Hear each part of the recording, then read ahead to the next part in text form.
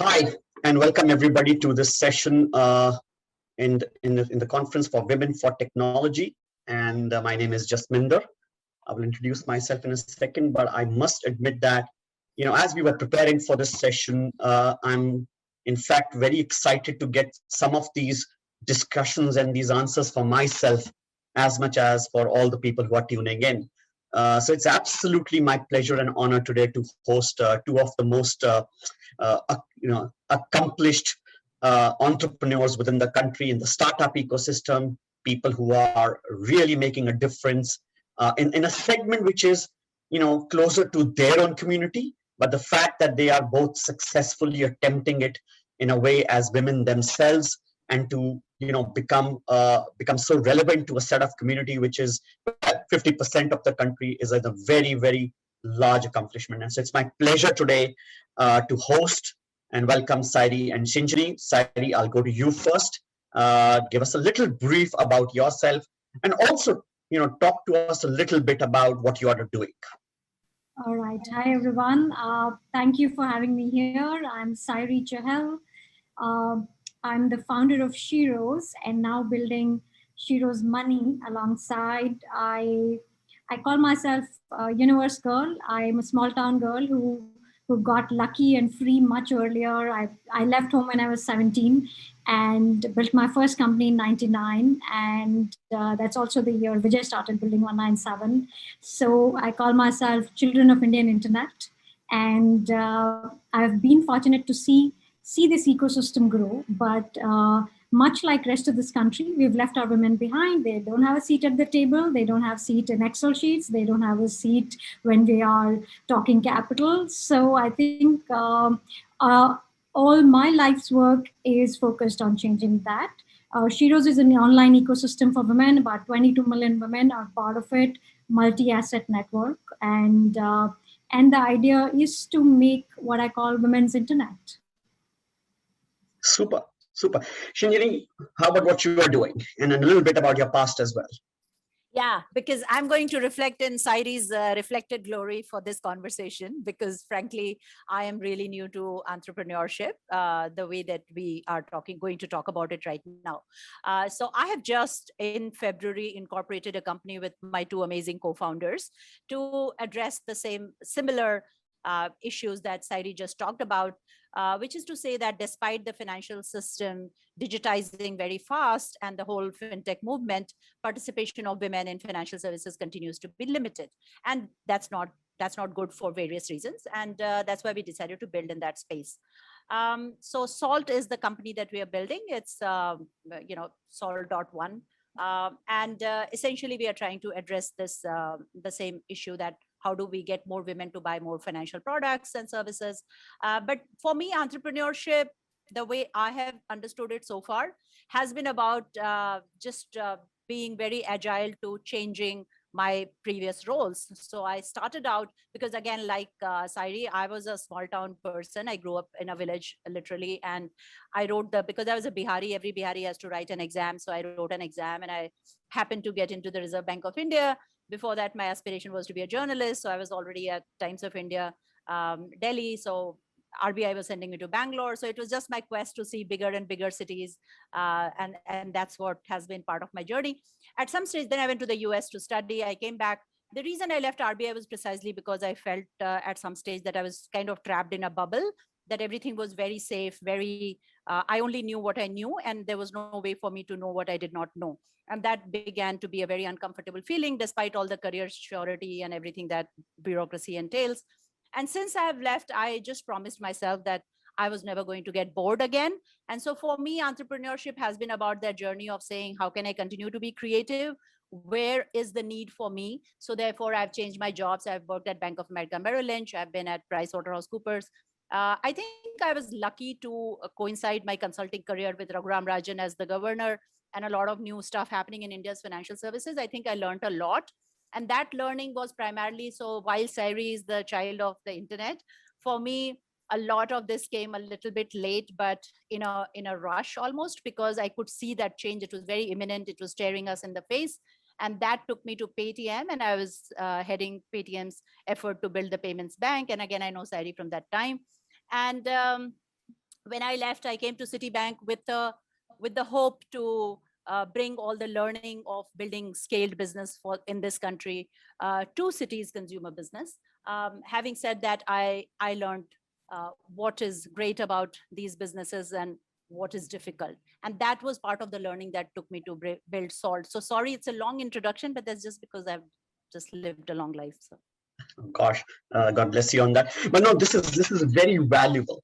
And then if you notice, the yin and yang of this conversation is already out, right? I mean, Shinjini, I'm going to use the word a career financial services person. You've been with big banks, you've seen RBI at close quarters, then you shifted over to Paytm, even though it was for a year, and then you saw at a very different scale.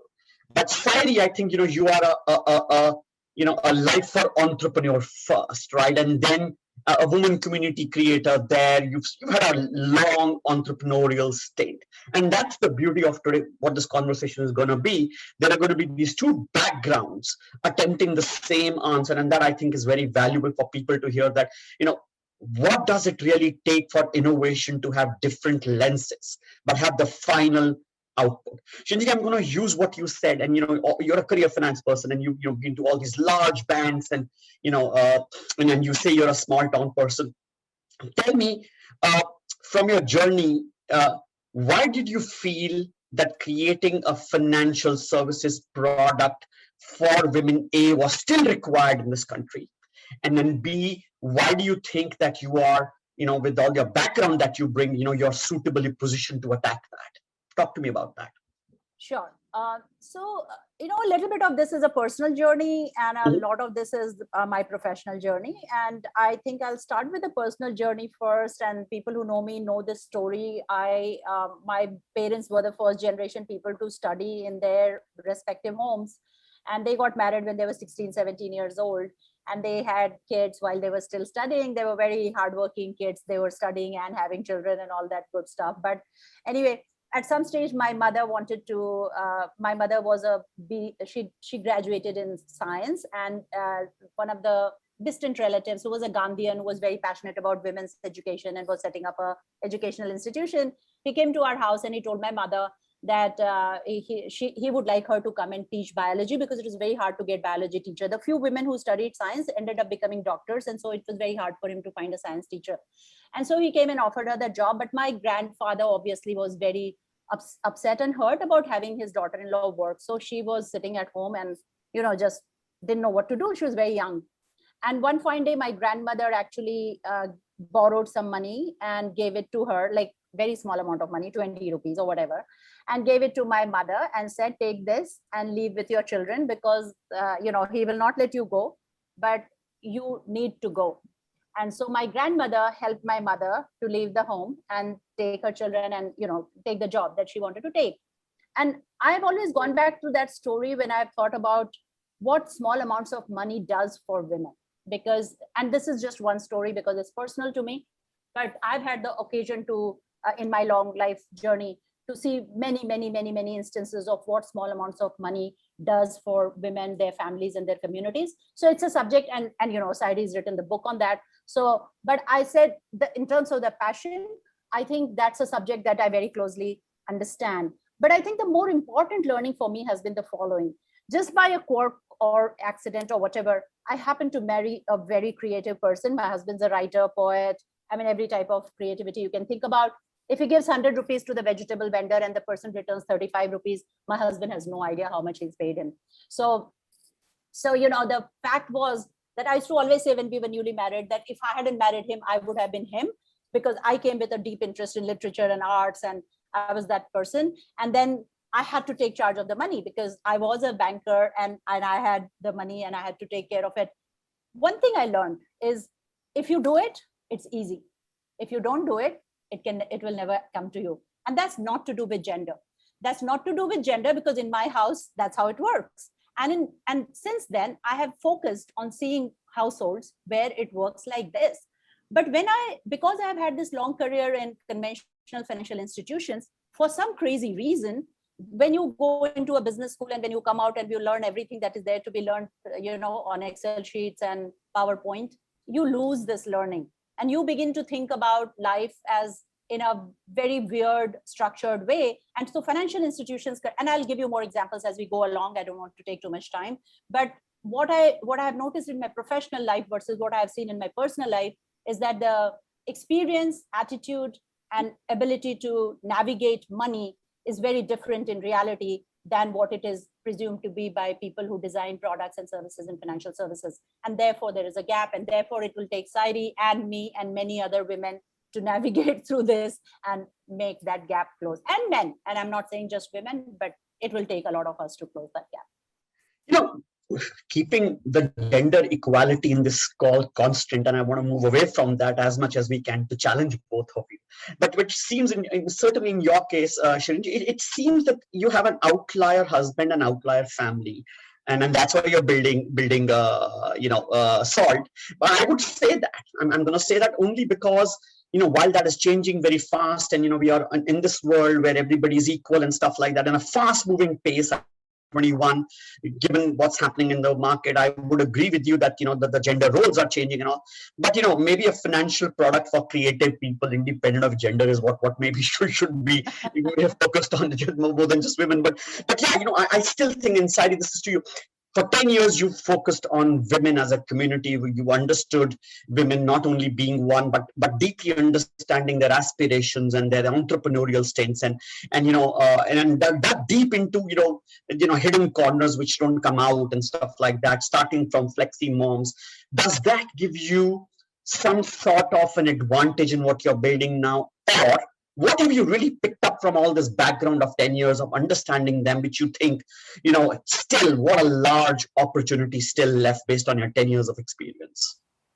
All right. So I think I'll go back to your previous question to Shinjini first. I think the yin and yang actually comes to the same thing. The universalism of this backdrop, right? It doesn't matter whether you come from here, whether you come from here. You are seeing the same story play out. And what is that story? When I first started Sheroes, there were 10 million women online. There are 350 million women online today. But when you look at the layer of distribution of fintech products, look at the amount of capital that's gone in fintech last couple of years. How much of that has serviced women? The answer's staring in our face. But look, here's the thing about women's story in India, very broadly. First of all, there is this big layer of invisible women.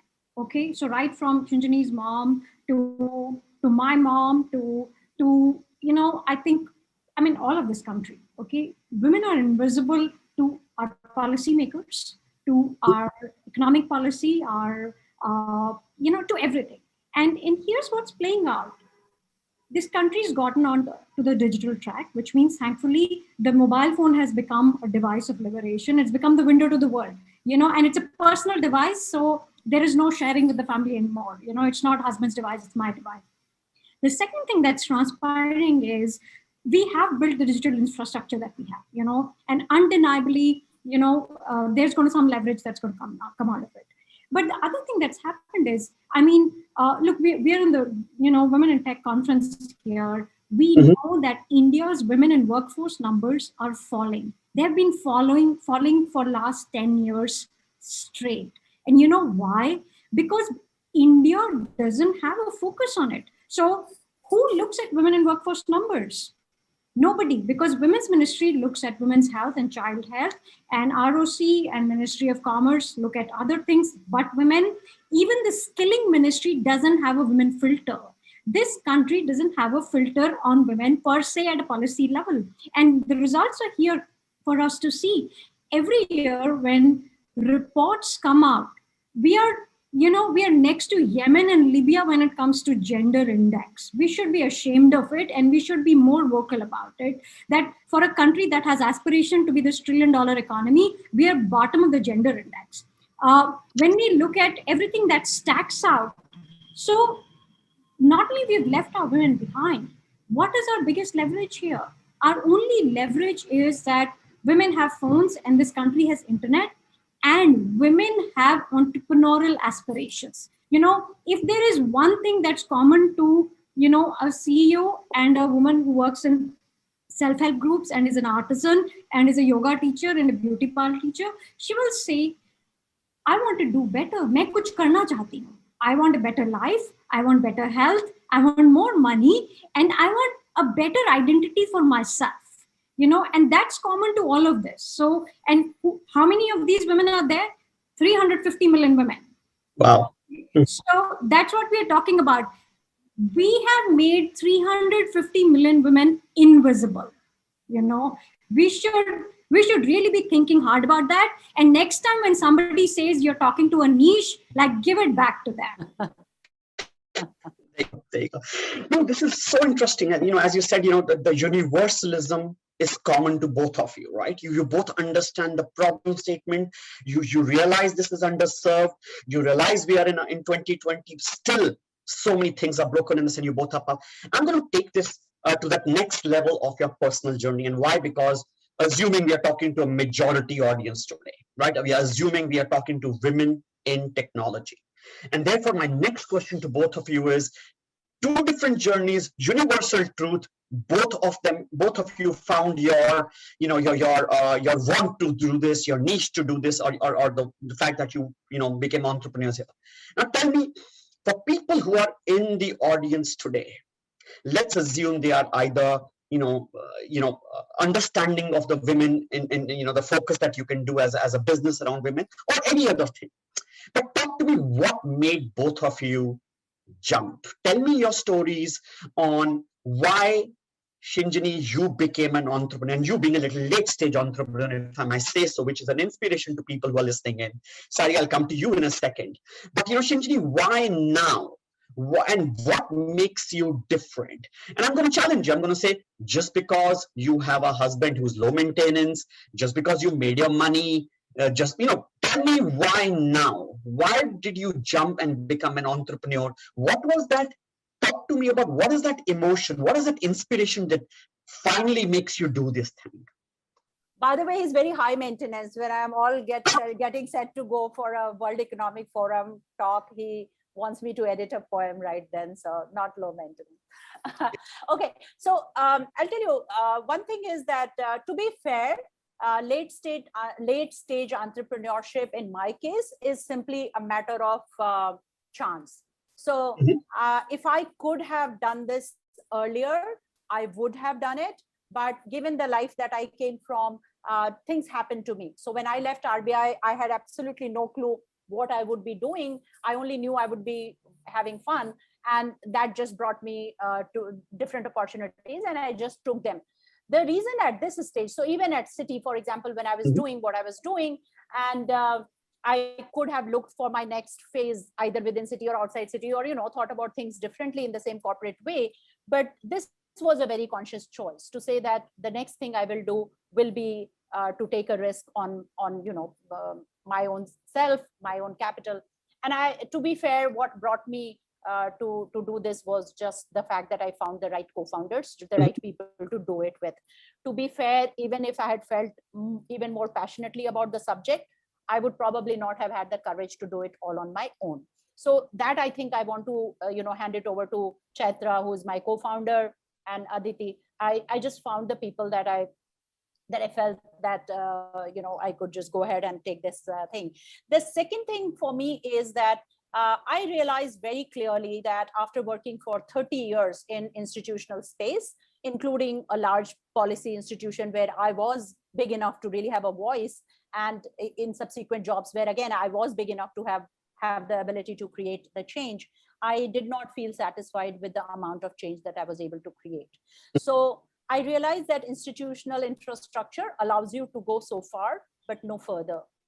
And maybe in the current journey, if I feel that, I'll have nobody to blame. So I wanted to put myself into a situation where I would do my best and I would try to solve a problem that I felt very deeply and passionately about. And if I could, for whatever reason, not do it, I would have nobody to blame. So to me, at this stage, I think that was an important thing to do. So purely in terms of, and there are various, I could give you various reasons in terms of facts and circumstances of what type of things I experienced or felt that made me realize that conventional financial services will not are designed not for the modern experience, not for the modern woman, not for the modern man. But I realize that the life that Gen Z and beyond are going to like and live, whether they like it or not like it, is the life that women have been living for a long time. And just to give you one example, for example, everybody now talks about being asset light. So you talk to a 23-year-old guy, buying a house is typically not on his list, buying a car is typically not on this list. Well, guess what? For many, many years, women in very well-to-do households haven't had a house, haven't had a car in their name. They have lived the asset light life. So we were trying to think from a design perspective, how just looking after the, what the gap in financial services to address the needs of a segment that has lived this postmodern life by compulsion for various reasons. What would that look like? So for me, this is about the passion for the client, but even more than that, for me, it is a passion about saying, what is the nature of change in financial services that is required for future? Because where it is today is not going to survive. Because having run one of the best consumer banks in the country, I did come to that conclusion that the way we do things, the way we think about people, the way we think about client scale, distribution is not the way for the future. So for me, that I should say that's an equally strong, if not an even more important priority to get into entrepreneurship and try to shake up things a little bit. Absolutely. So many things you said, resonate, with what you said and with me. I mean, the fact that, the timing sometimes is, driven by some external sudden factors, suddenly finding those two co-founders makes you want to jump in. And that's a very important statement. And I'm addressing the large people who are hearing this and, saying that how important it is to tune into your own aspirations at all times, that when such an opportunity does show its face, you're just ready to make that jump. I mean, I'm sure, Shinjini, you probably have had this idea brewing in your head for multiple years. And then one fine morning, somebody woke up and said, hey, why don't we do something about it? That really absolutely resonates. And the second thing I'm taking away from what you just said is that deep observation for years that, women who are married, live a good married life, are happy, are satisfied, still don't have assets on their name. And that's a very deep understanding. And Sairee, do you recall, one of the things that Sairee and I spoke once, and she said, she just said this as a very, probably a vague statement, but it resonated to me many years back. And I remember saying that, Sairee, you said, why do pregnant women don't have medical insurance as an asset class, as a product, as a loan product? And it resonates, right? And then that is why I think, men probably cannot innovate this beyond a certain point. I mean, just being very honest here. But Sairee, you pivoted. Thus far, you did Sheroes Money, you built yourself, and you're now jumping into Sheroes Money, which is an adjacent pivot only. It's not a large thing, but again, how do you? And you've already explained that the tailwinds are here. You've spoken about the internet. You've spoken about women not being included. You've spoken about access. You've spoken about the larger tailwinds in the country. But was this an opportunity that suddenly you realize you cannot let go for being what you are doing? Why fintech? And there are not another 5 other places where maybe women need some more help and stuff like that. Why did you pick the fintech as something to focus on? Right. So I think I have to confess, at least in my head, all of this is one giant piece. It's an ecosystem. Of course, I keep it hidden because the crazy woman narrative comes out. But the truth is, look, we talk to a lot of women every day, and when women come to Sheroes, they find a safe space. We hear a lot of things they don't say elsewhere. Two, I think they work via us. We run a employment vertical now. There is a huge piece around micro entrepreneurship. There's a lot of content, a lot of community, a lot of peer conversations, a lot of network that's playing out. Okay, so to be honest, the fintech was somewhere on the vicinity. In fact, Shinjini and I have chatted about this many times. It was always on the horizon, but pre-pandemic, it was a 2025 project, honestly, and not a 2021 project. I think 2 things have happened. One is, thanks to this women not being an employable workforce. Look, the biggest job losses in this country are women's, okay? Because they are they are not even in the pipeline anymore. At least they were in the pipeline before, they're not there, which means the only real fallback women have now is really themselves and their aspirations and their entrepreneurial abilities. So a lot of Sheroes money is learning from rest of our ecosystems to say, hey, there are women who make their own products, they need money for inventory. There are women who have a salary job, but they need a little bit of early salary loans. Or there are women who are looking for products that are not there at all.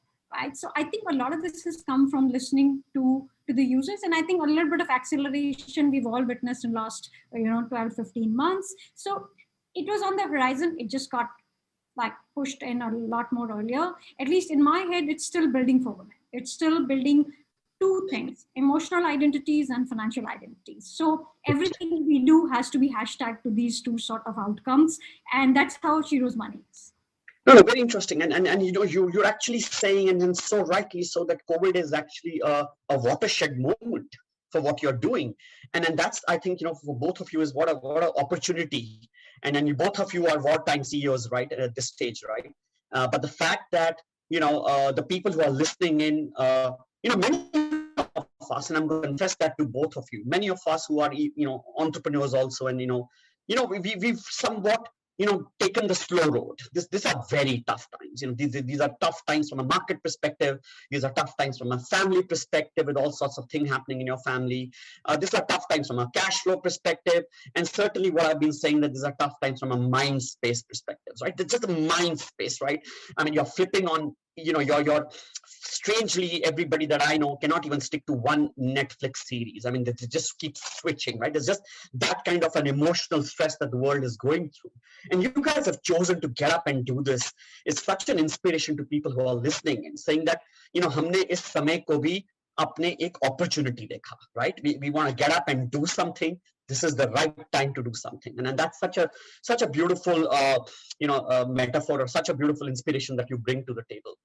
I'm going to go to something which, I wanted my answers on.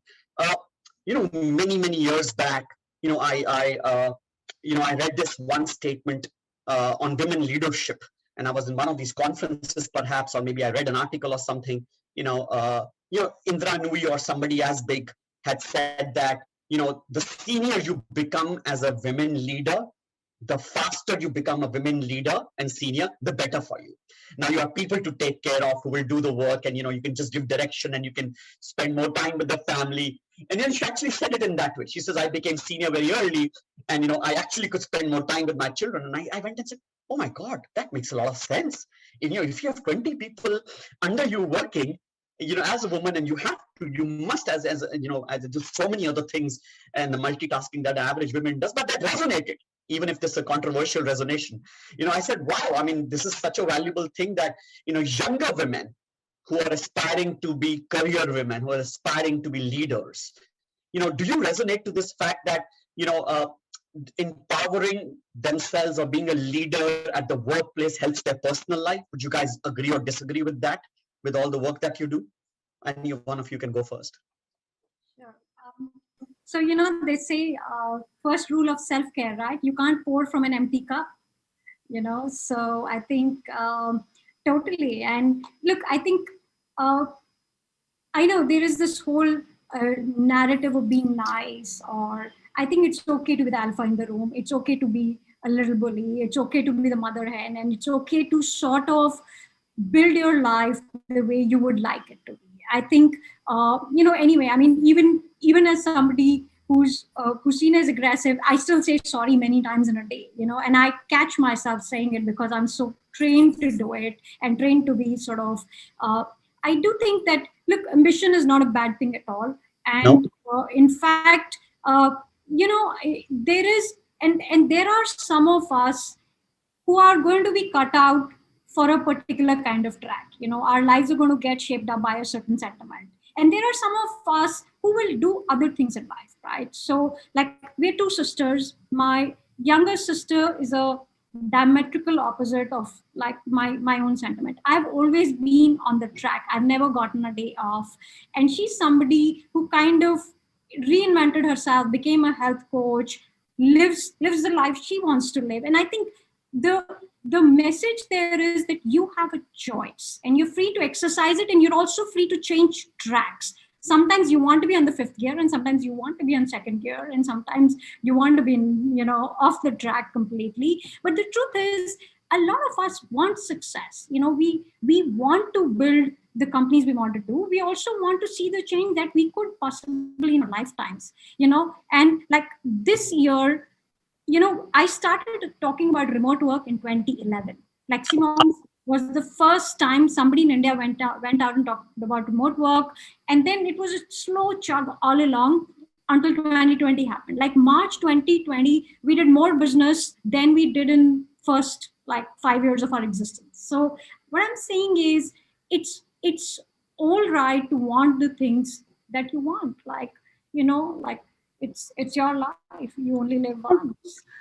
No, I just wish more women paid attention to that. And, I think there is a need, and I'm being again controversy, but yeah, there is a, Shinjini, what do you think about women and leadership and doing things which more women should?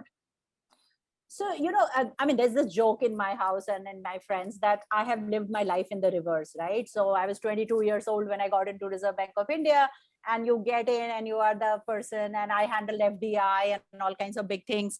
And so, it was like you take it for granted. Like you get into the bureaucracy at a young age and you take it for granted. You don't really think of from the gender lens, because that RBI Delhi building, right? With that big RBI building. And one of my first responsibilities in RBI was to go to that building early morning at 5 a.m. some days, not every day, and get money packed into boxes to be shipped to Punjab, Ludhiana, that whole belt, right? Because that's how cash used to travel. And those were the days of, Punjab terrorism and all that. And so it used to be like a big responsibility. In any case, it was cash, so it was a big responsibility. On many days, almost every day, when I reached the office at 5 a.m. in the office car, I would be the only woman. And I was like very, very young, right? And the security officer would be the only other officer. Everybody else would be staff that was working with the cash. And I never felt scared. The same person who actually grew up in Bihar and was raised to be scared of every man, of every rickshawala, of every situation, suddenly got this power to be alone with those millions of rupees and not feel an iota of fear. That's what the bureaucracy does to you, right? So I was this person who at a very early age felt very empowered and did not feel disempowered as a woman. In retrospect, I've realized that there were times when, like my first pregnancy, and my boss thought, oh, you got 6 months of leave, so how can I give you a great rating? But at the time, it did not feel like there was any sort of a discrimination, and I cruised. It was only when and that's one of the reasons I'm very thankful for leaving the bureaucracy, because when I came into the private sector, the first thing that I started to realize is that I was living in a bubble.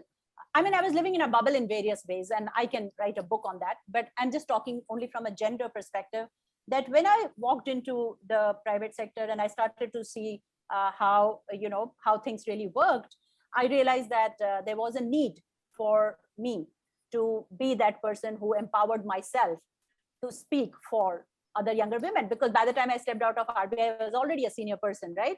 So I was in PwC, and PwC had very friendly policies on gender on paper, because they all came from the US and it was all infrastructure existed. And they genuinely wanted to also implement most of it.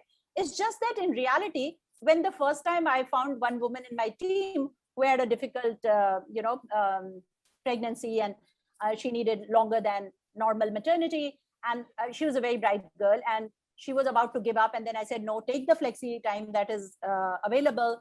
And HR was very supportive, and we gave it to her. So she got it, but she was the first person to kind of take it to that extent. And I had to answer this to a lot of people, and I proactively went ahead and did it.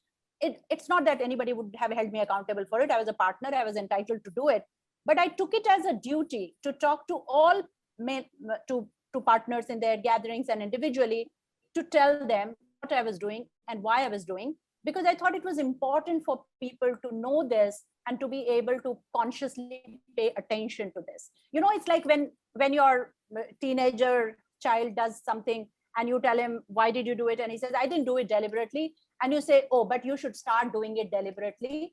So with men, I think it's a lot of that kind of education which is required. So it's not that many times they deliberately are doing this, anti sort of gender. So I'm just trying to say that the reason what the quote that you made resonates with me is because it is very important for you to become that person who can actually help.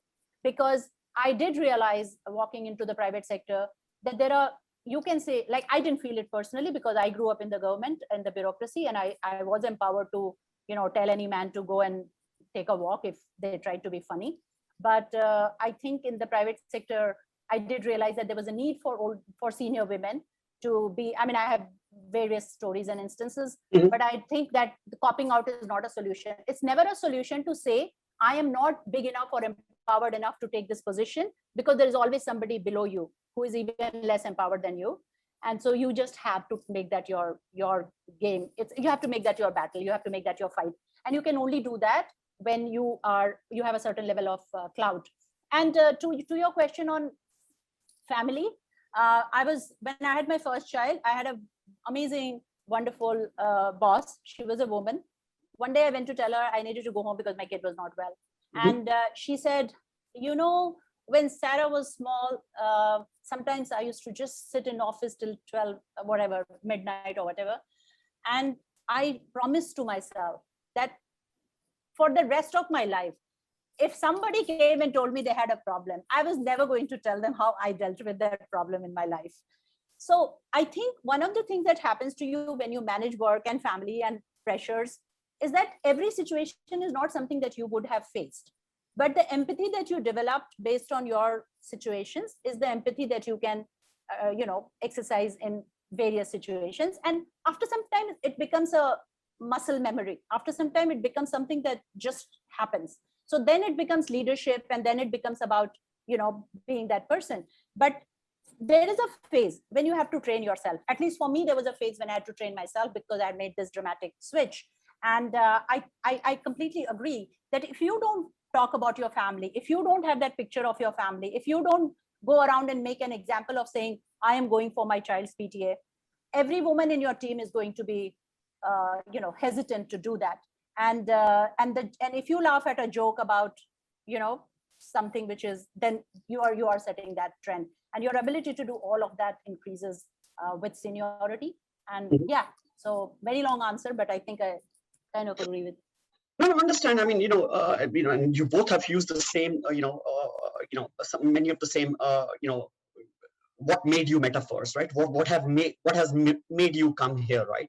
I mean, the fact that you went to that RBI office at 5 a.m., at a very young age, was a very key building block for who you have become, right? You were probably put in that situation. You could have probably not taken that opportunity, but you went along with it, and it worked out, and it's beautiful. And I think we're all, and this is a gender neutral conversation, I mean, we are all sum totals of what what our backgrounds are. But if I was to ask both of you, and that would be the last question we talk, if there are like 1,000 women tuned in right now who are, let's say, aspirational in their careers, they want to be entrepreneurs, they want to be whatever, what are the skills would you leave them with as a woman? What would you ask them to build strongly on? And these are mostly soft skills. I'm not asking you obviously to learn Python and JavaScript and learn how to balance a ledger. And I'm just simply saying, if there were younger people tuned in and listening to both of you, right? Shinjini, your background made you, Sairee, your background made your sister's very different, your husband's very different, Shinjini. But what are the things you would leave with these people? कि ये थोड़ा सा इस पे और सोचिए इसके बारे में.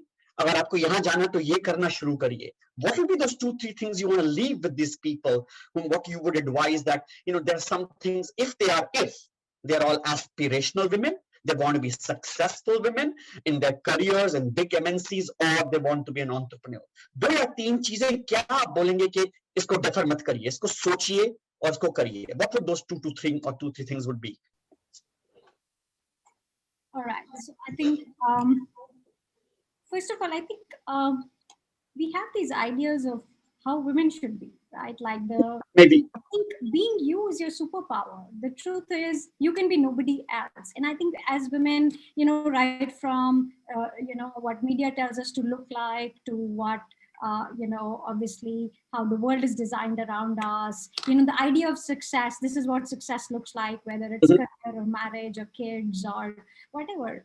I think the truth is, you're going to be you. And your path is going to be yours. Like, Being you is difficult. And I love that. Like being you is a superpower, but it's a very difficult thing to do. And therefore, I'm going to challenge you. Tell me how to be me. well, it's so first of all, I think it's okay to be unpopular. You Okay, know, good one. it's really okay to be unpopular. So life is not a popularity contest. In fact, I think there's a lot of pressure on women to be nice.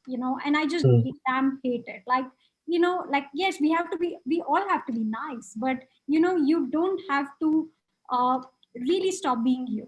So the ability to, sometimes we all struggle to say no, or sometimes we all struggle to sort of say the thing, right from, needing extra time, or even small things, right? Like women have struggled right from having to ask for money, right? These are small things, but Mhm. they all add up. Like a lot of women just want to do something so that they don't have to answer questions about what choice they're going to make, right? So I think it is and whatever is your version of success, whether and the truth is, we judge women on all choices they make, whether they have a career or not, whether they marry or not, whether they're whatever is the choice that they have made. We are pretty judgmental. So sort of defy the judgment. Just sort of like, fuck it, sorry for use of words, but like, I think it's all right, because the great thing about the world today is it is so blended, right? Mhm.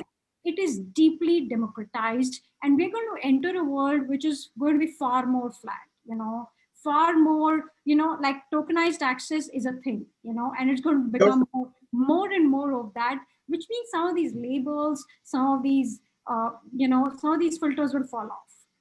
And second is, I think you got to do things which you love, because everything will fall off. You will live with yourself for the rest of your life. So and you may love different things at different point in time. So like, it's all right to sort of say, I love doing this today. I'm fascinated by yoga today, but coding tomorrow, and that's all right, right? I think there's no formula. All of us who seem to look very successful, I think we've gotten here because we just carried on. It's not like it was a massively sort of, there was no blueprint out there. And some of us are just here because we just were persistent. Like we just stuck to one thing too long, or we just never sort of fell off the map. And that's all right, right? Like we all will take different routes, but do your thing, do your own damn thing. No, no, I'm taking that away. That being you is a superpower. And the second thing which I'm taking, and that resonates to me as well, I'm halfway through the book of The Courage to be Disliked. Two very Japanese, authors, The Courage to be Disliked, and I'm really enjoying. I'm halfway through. It's a very, it's a conversation between a teacher and a student. But I'm totally with you. I resonate that. And then just be you. That's a superpower. Shinjini, what do you think? No, so I think I agree with everything that Sairee said. I also want to say that I think the struggle is a little bit more for women, because when you look up, you don't really find too many examples, and Mhm. therefore sometimes your self-doubt may be more. Look, all successful journeys are different, but one thing that is common to all successful journeys is the amount of self-doubt that you will have at every stage. Now, what happens is that for men, a lot of men, there is a lot of that self-doubt, which either they're culturally conditioned to not display and deal with it differently, or make it a bragging point at some stage after you have gotten over it. So I think that whole culture of structured vulnerability, like exhibitionist vulnerability, I think Mhm. in some ways it also works against it, because then if you are vulnerable, you have to end up being that Steve Jobs, matlab, otherwise there's no option. Like you can't be a normal vulnerable person, then you are a woman, you cry every time.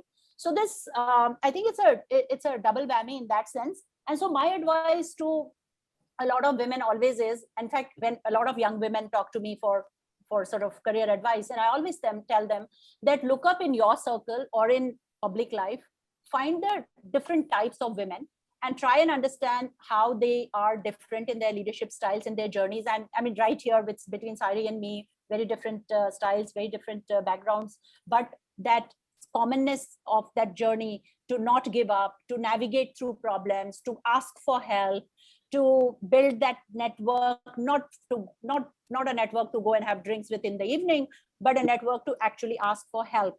And the fact of the matter is that there will be a lot of men and women there. So somewhere this whole defensiveness of saying that, oh, because I'm a woman, I have this, is not going to help you. Just grow beyond that and think about the world as something which has been set up for you to win and succeed, and then deal with problems rather than start out from the point of saying the world is full of battles for me because of my gender. It just makes it a little bit harder. And when you start out from there, of course, it will be difficult. It will not be easy, but some of it also works. Like we were writing down the value system for our organization. And at the end of it, we did write laughter, song, and dance, because we're like, sometimes because you do things well, because you're just naturally a funny person or you're naturally a casual person, don't be defensive about it, because you don't always have to be that, that super serious CEO person. So I think that's good. I was doing an interview of a young woman, because we do these salt stories, and she said something which stayed with me. She's a lawyer and from a very good school. And she said, I watch my husband, and he's an entrepreneur, and his friends, and when they have an idea, they don't think a lot before putting their money behind that idea. It's their money, it's their idea. They put the two things together.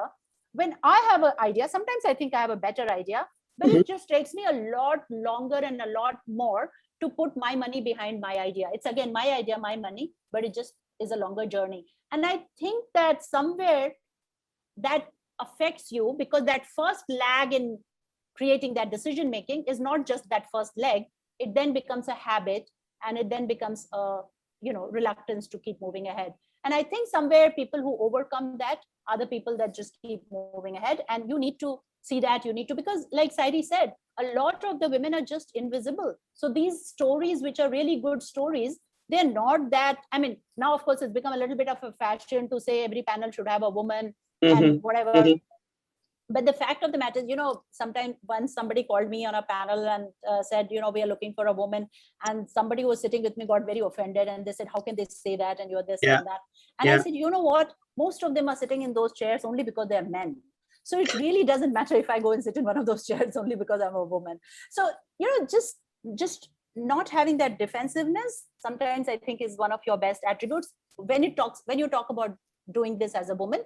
Otherwise, as a human being, as a person, I think most of the lessons are common to all of us. Just asking for help, not giving up, recognizing that success will come in different forms, recognizing your vulnerability, and it will not always be a, Steve Jobs end for, I mean, I don't mean end as in end, but it will not always be super success that you'll be rewarded with, but you did make the effort.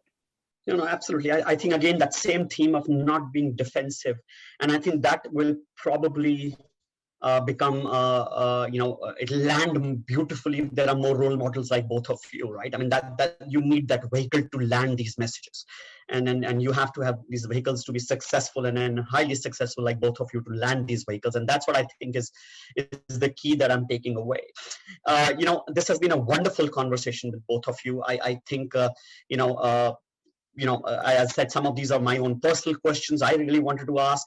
I'm still very conflicted, and maybe you guys can give your last comments on that. I'm very conflicted as a person to stop celebrating Women's Day in my company. And I'm very, sometimes I think that, the time is over. I think we cannot be doing this in 2021. We can't be calling a day of Women's Day. It's just, I just cringe on that. But sometimes I realize that, I see a lot of, people in my organization who rally behind that, and they, do these great things. And I say, nahi yaar, ye bhi zaruri hai, So I'm very conflicted between those two, but that tells you where I am, struggling with, trying not to, trying to make everybody equal straight away, not calling these out as events and occasions, but I realize the value of them. But with that, If you have any last thoughts, I would love to hear that from both of you. If anything you want to talk to the audience who are women in technology, I'd love to hear that, and then we'll give this a wrap. I want to share something. It's a joke between me and my sister. There you So, which is my money, your money is my money. So that, but I also want to tell you, at Sheroes we say every day is Women's Day, but we also need Women's Day, because Women's Day is about women's right, and we are not yet there. I think some of us got on the super speed train, some of us sort of rode it all along, but we are yet not there. Even now, we are fighting for basic rights, right to property, right to inheritance, right workplace rights. So Women's Day is about women's rights, and I think we shouldn't forget that. We shouldn't forget that. I think it's got overtaken by marketers. We could tone that down a little bit and make it more about civil education and civil rights, but that's for another conversation. No, that resonates, and I'm going to pick that up as a thought. Shinjini? Especially in a country like India, where there's incredible diversity, and we have like sub-Saharan level of living, and we have like New York level of living. And I think different people, and one of the wonderful things about living in this country is that you are always confronted with multiple realities of the same thing. So it's like that fragmented mirror. So different things work for different people. So I don't think that there is any one day when we are going to say we've done this or achieved this, because some people will always be at that level of sensitization where that symbolism of the Women's Day will work for them, or the one woman on the panel will work for them. Some people would have evolved and would probably look at it like, like we look at Valentine's Day, for example, and say this doesn't need anymore. But I think whatever works. I mean, it's such a big issue. It is such a stage, like Sairee talked a lot about the public policy and a lot about role models. And so there are some real issues here, right? So whatever helps is good. I don't think we should be defensive about either celebrating it or not celebrating it. But frankly, I think just doing things differently. Like my one message to people will be that if you are doing something, and because you have a natural instinct to do it differently, because your path is not the path that anybody else would have taken because of your own unique journey, just don't be defensive about it. I'll tell you one thing. In our company, we have 3 co-founders, and we decided that we will not have a CEO, that we will do it in the way that we think is the right way to run the company. And we have been like very resistant, because it's one of the core values that we hold. So we've been very resistant to this external pressure of saying, who's doing what. But we realized that we couldn't just say it and do it. We had to put a lot of groundwork behind it. So we went ahead and we we put a lot of real bricks in place to say why we are doing it, how we are doing it, why is it that it will not destabilize. So when you do new things, when you do them in a new way, please, you are women in technology. And that itself takes you to a level which is much higher than other women, because technology is one of the core enablers. So when you think of doing something, just start from that position of strength and just build upon it, and look up to other people who can help you, whether they're lateral, whether they're in family, whether they are leaders. Whatever works for you is what you should. Wonderful. Ladies, this has been, as I told you, one of the most exciting conversations. And as I told you, I really wanted to do this. When these guys approached me, I said, this is how I want to do this. I want to get Sairee and Shinjini, and I want to do this together with them. So thank you so much for your insights. I'm taking away so many things from this conversation, but I really hope that people who are tuned in, listening in, get inspired by you, find their own true north, find, being a superpower, Shinjini, the fact that, dislike, just do what resonates to you. It's just an amazing set of conversations, guys, and the role models that you are. So thank you so much for your time. This has been a most wonderful conversation. Thank you for being here. Thank you for, the Women in Technology team for giving us the opportunity. And I really hope sincerely that people are going to get energized with some of these absolutely deep and correct answers. So thank you so much. Thank you for being here. Thank you. Thank you, Sairee. Thank you, Shinjini. Thank you, Sairee. Bye.